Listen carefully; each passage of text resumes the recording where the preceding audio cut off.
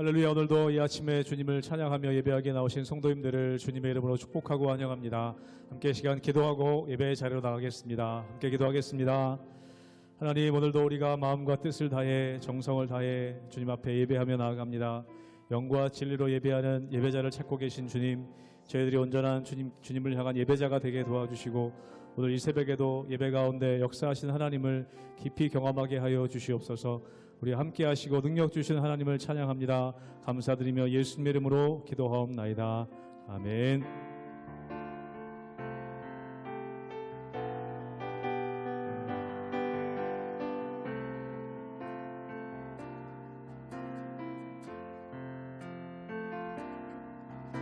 주님과 함께하는 이 고요한 시간, 주님의 보좌 앞에 내 마음을 쏟네. 모든 것 아시는 주님께 감출 것 없네. 내 맘과 정성 다해 주 바라나이다. 주님과 함께하는 이 고요한 시간, 주님의 보좌 앞에 내 마음을 쏟네. 모든 것 아시는 주님께 감출 것 없네. 내 맘과 정성 다해 주 바라나이다. 온 맘 다해 사랑합니다. 온 맘 다해 주 알기 원하네. 내 모든 삶 당신 것이니 주만 섬기리. 온 맘 다해 나 염려하지 않아도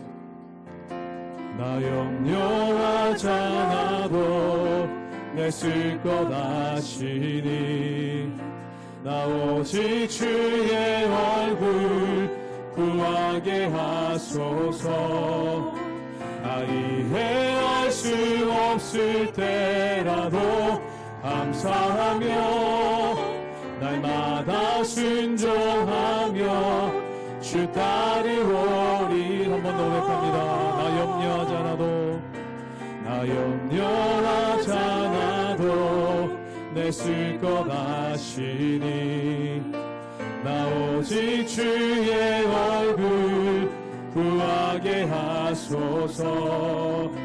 다 이해할 수 없을 때라도 감사하며 날마다 순종하며 주 따르오리다. 온 맘 다해 사랑합니다. 온 맘 다해 주 알기 원하네.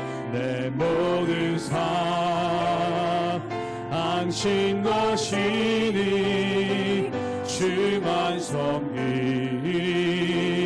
온 맘 다해 온 맘 다해 온 맘 다해 사랑합니다. 온 맘 다해 주 알기 원하네. 내 모든 삶 당신 것이니 주만 섬기리. 한 번 더 고백하기 원합니다. 온 맘 다해 사랑합니다. 온 맘 다해 사랑합니다. 온 맘 다해 주 알기 원하네. 내 모든 삶 당신 것이니 주만 섬기리. 온 맘 다해.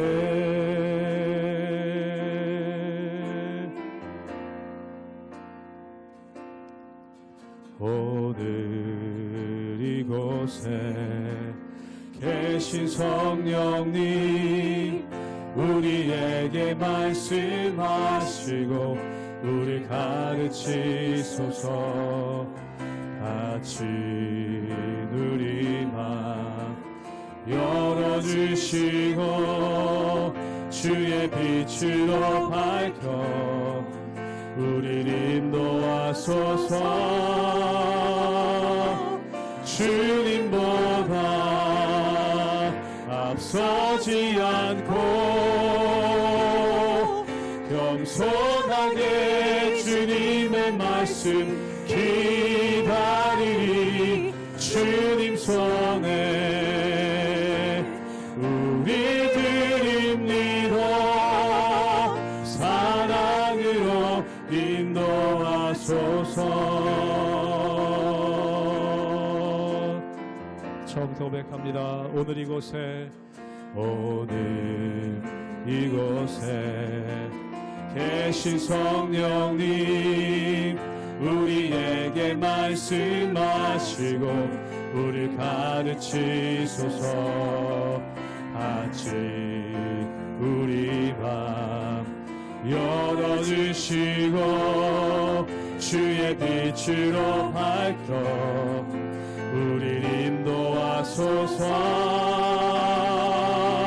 주님보다 앞서지 않고 겸손하게 주님의 말씀 기다리리. 주님 손에 우리 드립니다. 사랑으로 인도하소서. 주님보다 앞서지 않고 주님보다 앞서지 않고 겸손하게 주님의 말씀 기다리리. 주님 손에 우리 드립니다. 사랑으로 이 목소리 높이 한 번 더 고백합니다. 주님보다 앞서지 않고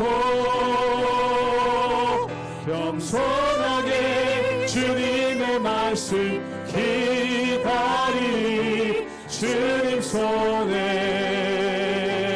우리 드립니다.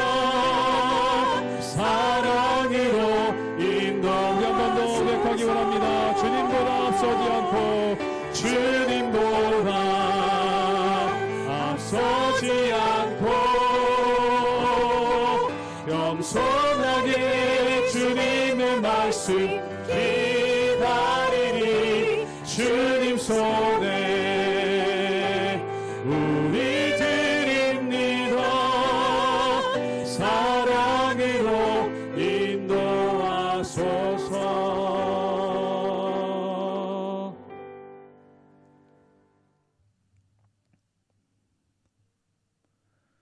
할렐루야. 우리 하나님의 은혜와 평강이 우리 성도님들 삶 가운데 날마다 가득하시기를 주님의 이름으로 축원합니다.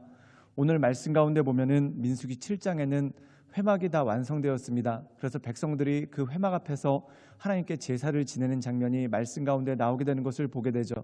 즉 회막이 완성되기 전에 백성들의 진을 짜고 또한 백성들을 조직을 합니다. 그리고 회막이 다 완성된 다음에 그 진이 짜여진 순서대로 오늘 말씀 가운데 주님 앞에 제사를 드리고 또한 예물을 드리는 그러한 모습이 나오게 되는 것을 보게 되죠.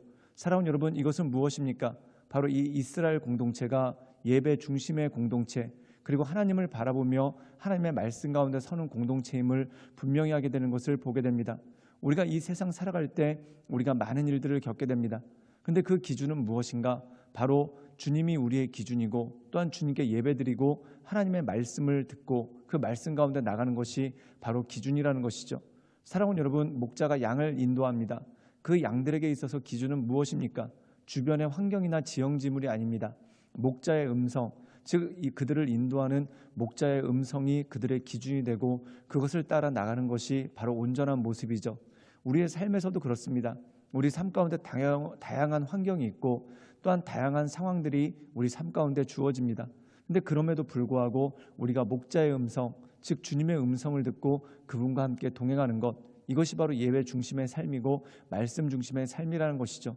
그러므로 사랑하는 여러분, 이 세상 살아갈 때 많은 환경의 변화, 또한 상황의 변화가 우리의 시선을 빼앗고 우리의 마음을 빼앗지만 그것이 우리의 기준이 되는 것이 아니라 오직 하나님을 바라보고 주님의 말씀 가운데 온전함으로 살아가시는 우리 모든 성도님들 되시기를 주님의 이름으로 축원합니다. 민수기 7장 10절에서 35절 말씀입니다. 제단에 기름을 바르던 날에 지휘관들이 제단의 봉헌을 위하여 헌물을 가져다가 그 헌물을 제단 앞에 드리니라. 여호와께서 모세에게 이르시기를 지휘관들은 하루 한 사람씩 제단의 봉헌물을 드릴지니라 하셨더라. 첫째 날에 헌물을 드린 자는 유다 지파 암미나답의 아들 나손이라. 그의 헌물은 성소의 세겔로 130세겔 무게의 은반 하나와 70세겔 무게의 은발이 하나라. 이 두 그릇에는 소재물로 기름 섞은 고운 가루를 채웠고 또 10세겔 무게의 금그릇 하나라. 그것에는 향을 채웠고 또 번제물로 수송아지 한 마리와 수양 한 마리와 1년 된 어린 수양 한 마리이며 속죄제물로 수렴소 한 마리이며 화목제물로 소 2마리와 수양 5마리와 수렴소 5마리와 1년 된 어린 수양 5마리라. 이는 암미나답의 아들 나손의 헌물이었더라. 둘째 날에는 이사갈의 지휘관 수알의 아들 느다넬이 헌물을 드렸으니 그가 드린 헌물도 성소의 세겔로 130세겔 무게의 은반 하나와 70세겔 무게의 은발이 하나라. 이 두 그릇에는 소재물로 기름 섞은 고운 가루를 채웠고 또 10세겔 무게의 금그릇 하나라.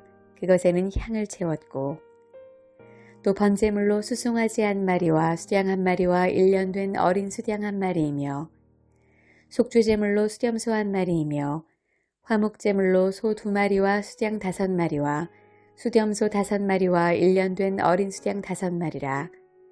이는 수알의 아들 느다넬의 헌물이었더라.